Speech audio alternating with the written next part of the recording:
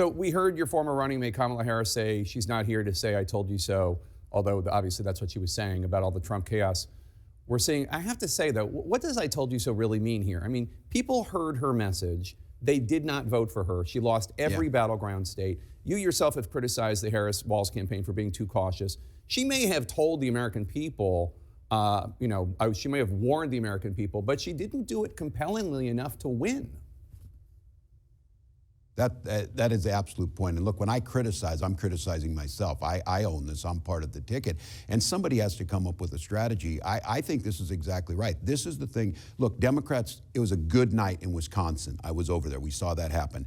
Donald Trump's doing this. Just to be clear, nobody on the Democratic side is celebrating this, and those folks in the street are not celebrating that Donald Trump's making all these errors. I think what the vice president's saying is that was pretty self-evident that he was going to do that. I do think the challenge for Democrats, and this is, I think, a structural problem that's going to take a lot more thinking, why, with all of that out there, did they not think we were any better than that? And they didn't. And I'm very concerned with the folks who stayed home. And these are folks that I'll say once again, Donald Trump has identified their angst. They can't buy a house. They can't afford to get a good education. They're concerned that their economic future is so precarious it could slip out from under them.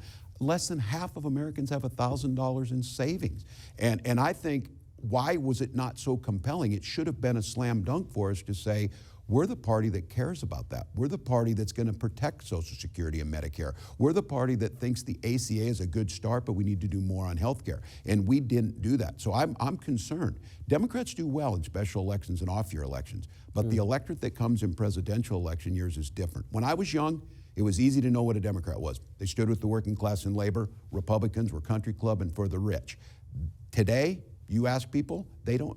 We have a 29% approval rating. Yeah. It doesn't help us any that Donald Trump ends up with a 25% approval rating. We have to get back to the core issues, that this is about making America prosperous and stable and innovative for everybody. Well, what do you make of the criticism that one of the reasons why your party was so resoundingly rejected last November is because Democrats were gaslighting the country, saying that inflation was not a big deal, heralding Bidenomics. Not only Biden, but Kamala Harris was heralding Bidenomics, pretending that there wasn't a problem at the border. And then fundamentally, this idea that President Biden was up for another 4 years of the job, while Americans in poll after poll for year after year were saying he's too old to do the job.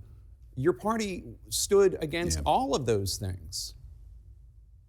Look, Joe Biden coming in and during COVID and being a governor through COVID did a hell of a job. But I think one of the things that we didn't do is we assumed that we said, and it was true, that we were going to have a soft landing and our economy was better than the rest of the world. Better for who?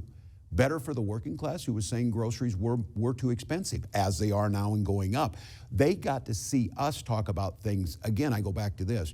Don't talk about food insecurity or housing type of issues. Talk about people being hungry and wondering where they're going to live, or about their children's future, about real security. And so I think your question is spot on.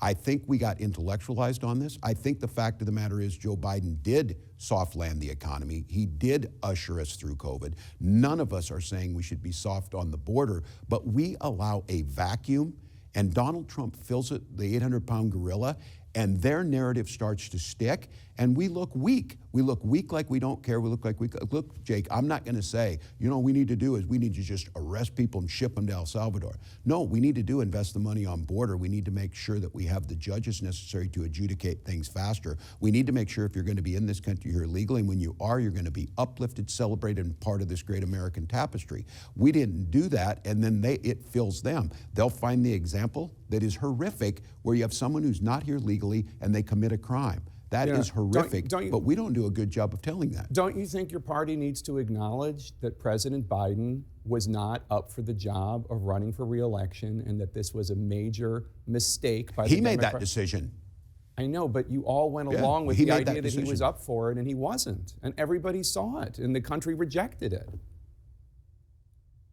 Yeah, well, look, history will tell us to go back on that. That very well could be the case, Jake. What I'm concerned about is learning from those lessons. I would hope we would never do it again, make a mistake, make sure we go through, get someone. But I don't know where it helps us going forward. I certainly am deeply concerned that Donald Trump is going to lead us down a horrific. Look, Thank God it's tariffs that he said. Donald Trump listens to no one. Remember, Donald Trump has statements about, I don't think nuclear war would be that bad. I guess we're lucky that he went after tariffs instead of that route. Yeah. We have an issue in this country that is going to impact us. And if there is not a loyal opposition, if there's not some soul searching on our side, if there's not reaching out to those folks who are in the streets, they're leading right now. So quick question. I would tell everybody, you better get with them. Yeah. Quick question, because we got to go. But you said you're not going to run for the Senate seat there.